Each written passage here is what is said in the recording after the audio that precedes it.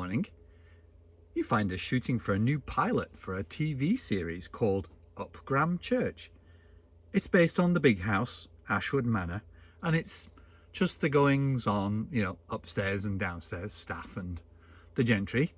You see Lord and Lady Ashwood and the crew and Daisy and Bob and Bernie Woods and Admiral Dickie Bird. Quiet on set, please. Oh, well, shh, baby, keep quiet. Oh, cut.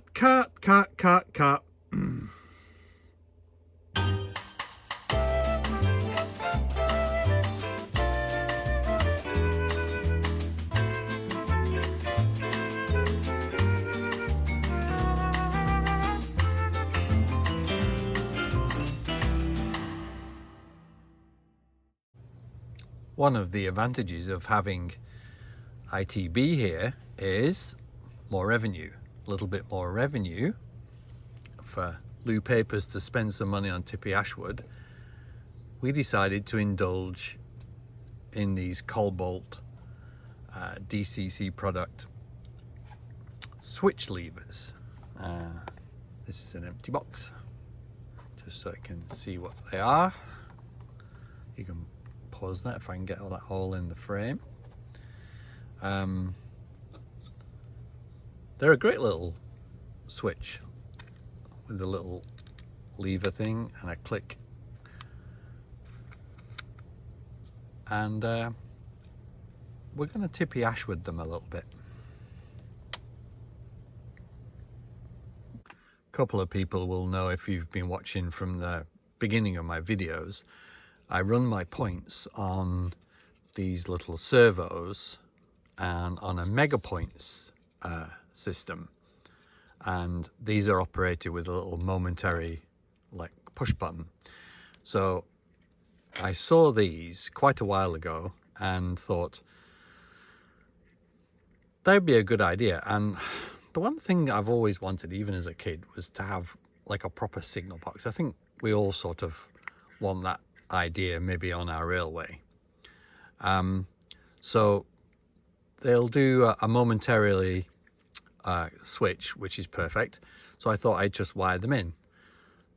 They arrived, and the first one out of the box was great. I love the product. It's all nice. I watched the Jenny Kirk video actually, and she'd taken one of these apart and showed the quality of the internals and everything. So I didn't have any problem buying them. But on wiring them up, I kept reading the instructions wrong or something. The momentary switch didn't seem to work. Actually, with the momentarily switch, it seemed to be permanently on when it was, let's say, backwards like this. And I couldn't work out if I was wiring it wrong. So I decided,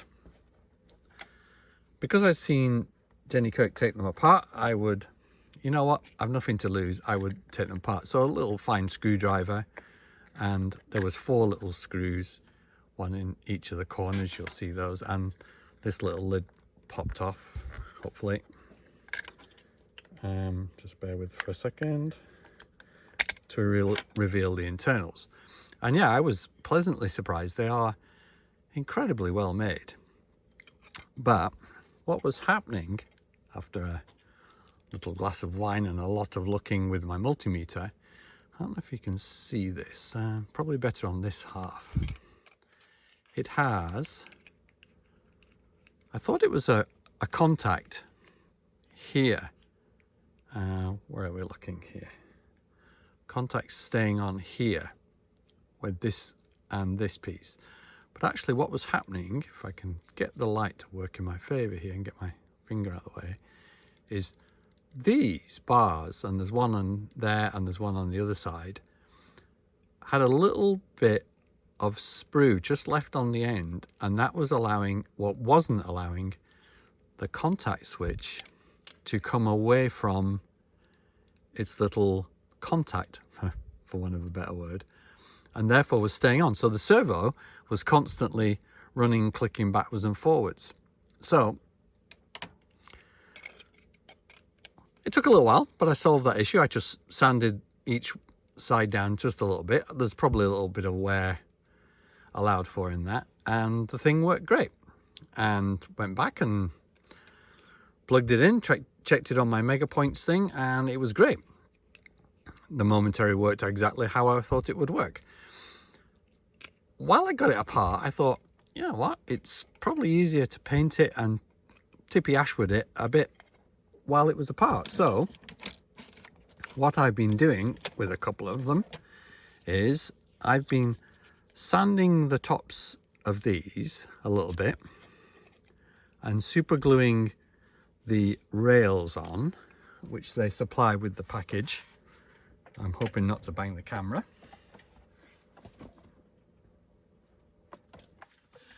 Which are these things. And I've super glued them on there. Being careful not to super glue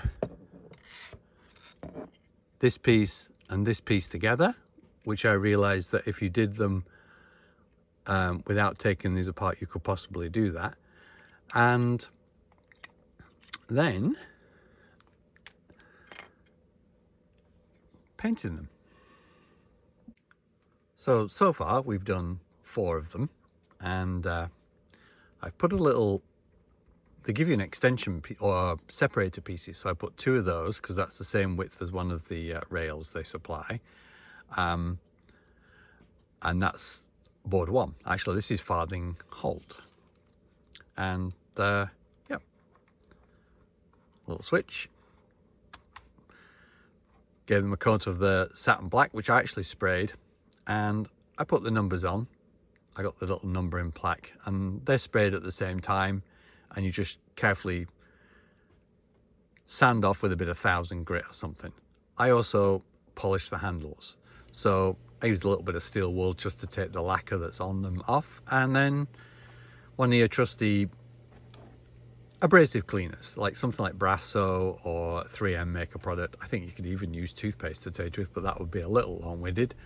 And you can polish them up like they're the real McCoy. I might even hang a cloth or a towel or something on that. And they're very nice. I really like them. I've started building a little base. I'm not screwing them in. I've made it so these will slide in a base just by making a little hook. I'm going to turn this thing over, if you can see that in there. And also you can see the connections at the back, so I've got a bit of wiring to do as well. Anyway, we'll be back to this soon. So the next thing to do is obviously build a signal box floor. Now, I've been in quite a few signal boxes over my life, but to tell you the truth, I don't think I've ever looked at the floor, so I presume that would, because they sit over the framework. Anyway, so this is what we ended up with. These little planks, which are just through a table saw, 1/8 thick or something, and I've sanded off some of the edges and stuff like that, so they're not religiously flat or straight. And then your trusty PVA glue, just a smear on that, and we got the beginnings of a floor coming, that's for sure. Give that a little press, and you can work out, this might not quite fit yet. No, it doesn't. I still got a bit of, there you go. And I'll draw some lines or make some straight lines and put some nailing in. So then we go ahead and drill some holes. Let's try going the right way.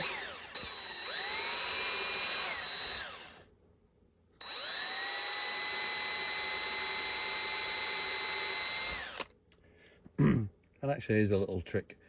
Some of these smaller drill bits won't grip in the chuck, so I just use my hand pin vise for holding the hole drill and that drill bit into the thing. And these, I don't know if you can see these. These were rail pins, you know, for Pico track, but I bought like an off-brand, and they're rather large compared to the Pico ones. Anyway, I'm just using those, and this will have a coat of varnish and stuff on it, so it'll look like a proper wooden floor. So what we end up with, after a bit more hard work than I actually anticipated, is the levers. Yeah, there's a blank space because I counted how many points I've got and I forgot I've got 3 signals, so I had to leave a little bit more space. Bit of painting and staining on the floor. Let's see if we can get that into the picture. And a metal plate runner, and we'll just fit that over the top, hopefully. Hopefully.